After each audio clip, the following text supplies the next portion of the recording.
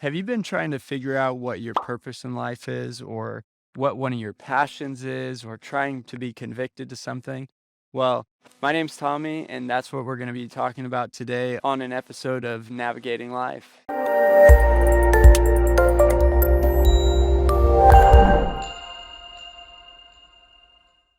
So, first thing is your purpose is not your passion.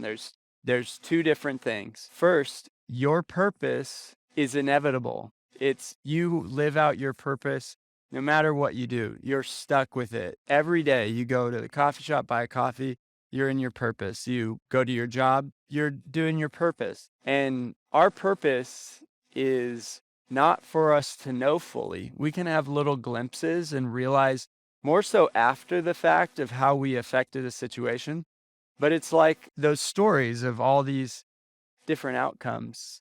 And it's like that story of the villager and his son, where his son's riding a horse and falls off and breaks his leg, and all the village people say, "Oh no, so sorry." And the father just says, "We'll see.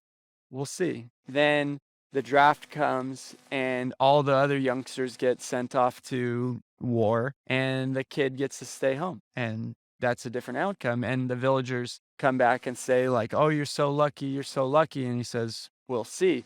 And it's the same thing, and it goes on, but we don't ever fully know what the effects of our actions are or what our ultimate purpose is in life, just that we do our best job in being. The next thing is we often confuse our purpose with our passion, or our passion with our purpose, when our passion is something that, in that we want our purpose in life, we have this fantasy that our passion will be our purpose in life. But we don't, like I said, we don't fully know what our purpose is. So our passion is just one small aspect of that. And we see these like in movies and things where we see someone that is just so fully committed to one thing, and it's actually misleading, and it sets us up for discomfort and dissatisfaction in our lives, because for the longest time I felt like, why don't I feel so unbelievably convicted to this one thing, when realistically I was looking for purpose and fulfillment, but I was searching for it through a passion, but I didn't realize the difference between the two. And now that I've reconciled that, I feel a million times better. I don't have this existential dread haunting me all the time. Then next, what are our passions, or what is my passion? And really, it's anything that you have interest. If it's drawing your attention, that is your passion at that time. And our passions change throughout our lives. We come back to some, we leave some. Sometimes we figure something out. What happens to me is I get really passionate about this one thing. I learn a certain extent about it, and then that's it. I'm ready to learn about the next thing that I'm passionate for. But it doesn't have to be like what we see in the movies, or we see in some special cases where it's like you have this one ultimate passion that is the rest of their lives. I do think that's a really beautiful thing when somebody finds that and they can just be this really dedicated thing. But personally, for me, it seems kind of boring. I don't know. I like variety and I like learning new things. I'm very like, I like to think vibrantly passionate, where I'm just want to know anything that I don't know, but I don't want to just get stuck on one thing all the time. And then next, no one passion is more or less valuable than the other. So no one choice in the thing that you do with your time is more or less valuable than another. You might be able to logically think about the benefits that it has, but because our purpose in life is separate and we are fulfilling that no matter how hard we try not to or to do it, it's you're going to be doing it. That means that anything that we're passionate about, we're free. There's no cosmic like plus or minus to the best choice. We don't have to be a lawyer. We don't have to be a doctor. We don't have to be an artist.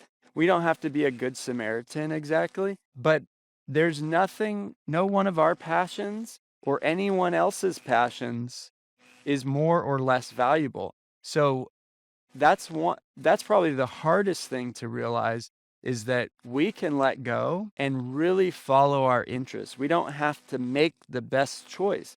We just have to learn to listen to our intuition and learn to listen to those little things that interest us and let ourselves get fully immersed, rather than having this chatter of like, oh, I'm wasting my time, it's not worth it, no one respects me, I'm miserable, what have you. It's really follow your passions. That's it. And that's where enjoyment in life comes from, is when we can let go of these doubts and these checks and balances of our decisions and just be free to be and know that we're fulfilling our purpose and getting to follow our interest or our passions. Then the final thing I really want to share about this is something that I struggled with, and I've experienced so many people feeling this way too, is on the same vein of nothing is more or less valuable of choice or interest, you also will have a million different things that you're passionate about or interested in.